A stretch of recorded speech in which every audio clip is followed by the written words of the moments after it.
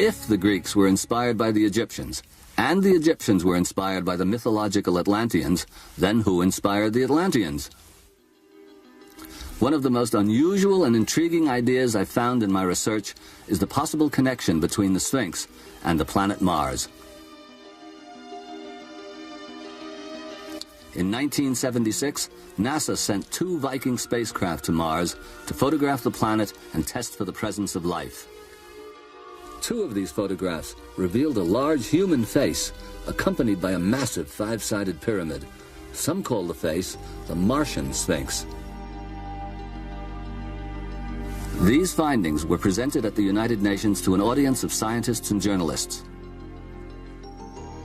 Here's an excerpt from that presentation by Richard C. Hoagland, science writer and winner of the Angstrom Medal for Excellence in Science for his research in the Mars investigation. Artifacts. And in 1976, during the unmanned mission to Mars, the Viking mission, lo and behold, on frame 35A72, taken on an afternoon on Mars of a northern Martian desert called Cydonia, we, the human race, NASA, the United States of America, the American people who paid for the mission, spotted and noted an enigmatic artifact that did not belong, the so-called face on Mars. Now, many things have happened in the ensuing years, but I wanted to show you the original data to show you how far we have come, because, of course, the official response when this photograph was first presented to the media and to the world was that it was, in fact, a trick of light and shadow. Well, from that has come an investigation, some books, some videos, a lot of discussion, and we are here this afternoon. Now, this is a computer-enhanced version of exactly the same image done 15, 16 years later. Notice the remarkable level of detail, cross lines on the forehead, scalloping on the left side here, the suggestion of teeth in the mouth, deep-set eyes. But again, if we only had one picture, we would never know if, as NASA has said consistently for 16 years, this was merely the most marvelous trick of erosion on the surface of any planet, or, in fact, was something else. For that, you require another set of data, such as this. This is now a second frame taken 35 days after the first frame. And DiPietro and Molinari, 2 imaging engineers at the Goddard Space Flight Center who got into this very early on in 79 and 80, they were the ones, not NASA, to cull through the 60,000 Viking images in the archives and to find this picture. And when they processed it, lo and behold, this object turned out to be remarkably bilaterally symmetric. Now, we mean by that it seems to have a left and a right half.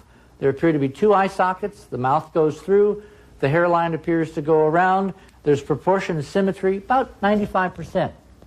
Now, facial expressions we see in mountains or in landscapes here on Earth are inevitably perspective shots, profiles, where if you move 100 meters one way or the other, they go away. What made this different was it was a frontal, full-on facial view, as if you were looking at yourself in some kind of cosmic mirror.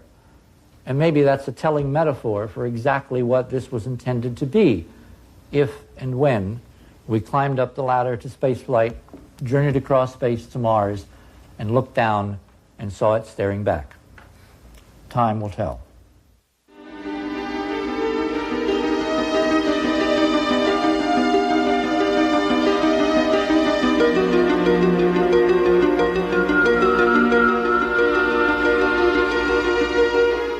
For the last 9 years, the argument has raged regarding the reality of this object as a constructed artifact. Well, our focus has now begun to shift. We're looking more at the meaning of this object, including a possible connection with the Earth. The key to our apparently successful solution to the riddle of Cydonia, which is the name of the region on Mars where Viking initially photographed the face, turned out not to be the face at all, but a 2-mile-long, half-mile-high, 5-sided pyramid located a few miles away. It was Eero Torin, our team member on loan from the Defense Mapping Agency, who cracked the code, because Torin found, when measuring the internal geometry of the D&M pyramid, that it contains incredible geometric structure, fundamental mathematical constants, which in the universe are the key to signifying the presence of intelligence. This is the Sphinx. We're now looking at a structure, a magnificent, monumental work of art created at a time when nobody else on planet Earth is supposedly able to do anything of that magnitude or scale. There's no other contemporary civilization to pin it on. So who did it? And before you say Martians, just sit there and listen, okay? Okay, I don't want you to leap here. Science has now opened. I mean, rigorous science has opened the doorway to what, in I think it was John's parlance, the dreaded A word, Atlantis. Is it conceivable that the mythos that came down to us through Plato, speaking of a prior high civilization capable of things like this, is maybe not a myth? But in fact, we're seeing at least one surviving, albeit very ancient, artifact that you can touch of that halcyon day when we could do things that we no longer can do. Something ineffable brushed an earlier phase of human history and left a monument that recorded in some form the echo of that signal. The basic model of the Sphinx is this lion-man interface. We began to look seriously at the possibility that there was more than a passing connection between this awesome structure and the monuments of Mars. Well, take a look. As you progress through the various imaging enhancements, this is high sun now, all right, you can very definitely see that this guy has a simian proto-human look. What you then do is you take the halves, all right, and you fold over. All right, let me go back one. You fold over this half, all right, onto that half so that you can actually get a mirror image, and it's very definitely primitive hominid. It's not Marilyn Monroe or Paul Newman. Why is it primitive hominid? Might it have something to do with how old we think this thing might be? Circa 500,000 years. Hold that thought. Then what we do is we go back to the original, all right, and we then take the right half and we do the same thing. We fold that over and we get this.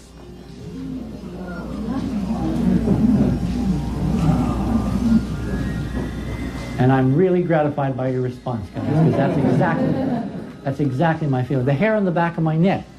When I realized that what we were looking at in the monument of Mars, the face on Mars, was the fusion of the hominid and the feline.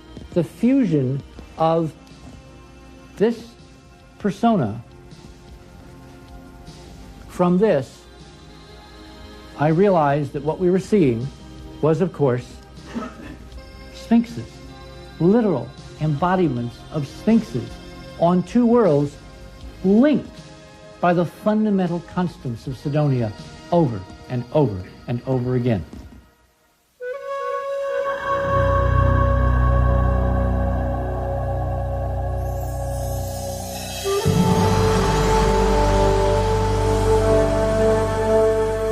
The most accepted ideas are sometimes the hardest to overturn. They seem so obvious. The Earth is flat. Man cannot fly. Man will never walk on the moon. For me, though, the idea of looking back at Earth from deep space and seeing it in a new perspective, that's the most profound experience of the entire space program. Dr. Edgar Mitchell, ex-Navy astronaut, was one of the few men to walk on the moon. An example of changing thought structure is the classic one that begins with Copernicus. When Copernicus challenged the existing notions that all the heavens moved around the Earth, that the Earth was the center of creation, and it didn't appear from his observations that was true. And so he invented or created the heliocentric theory that said all the planets move around the sun. And that was certainly resisted at the time. Fortunately, Copernicus was a rather wise man. He didn't challenge the existing system till he was near death, and it was published after his death, as a matter of fact. It was Galileo that came along with his telescope and saw planets moving around, like moons moving around a planet, and suggested that maybe Copernicus was right, that Earth was moving around the sun. Unfortunately, the authorities of the day didn't want to even look through Galileo's telescope. They were quite confident they knew the answer without looking at new evidence. If geological evidence and dating evidence suggest that the Sphinx is much older than we previously believed, it raises great questions for our concepts of how humanity evolved over the last 100,000 years. If geological evidence and dating evidence suggest that the Sphinx is much older than we previously believed, it raises great questions for our concepts of how humanity evolved over the last 100,000 years. And those are pretty well established notions as well. So if the Sphinx is proven to be much older, it raises a huge question mark as to what sort of sophisticated civilization could possibly have existed to create this monument.